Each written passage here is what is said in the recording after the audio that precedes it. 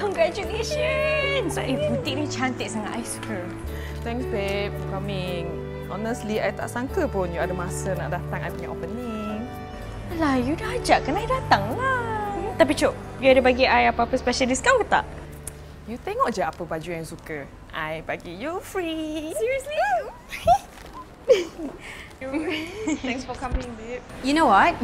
I ingatkan yang mimpi masa dapat invitation you tu. Ini bukan mimpi kan? Ya. Hopefully, butik ni taklah bertahan 2-3 bulan je. Tak apa masalah awak sekarang ni, Lisa. Lah, you dah kenapa? You tak payah nak acah-acah baik boleh tak? Macam lah you yang terpaling kawan. Sakit tau kena tikam dari belakang ni. Lisa, I hope you enjoy the event. Makanan kat situ. Whatever, I nak pergi cari Daniel. Excuse me.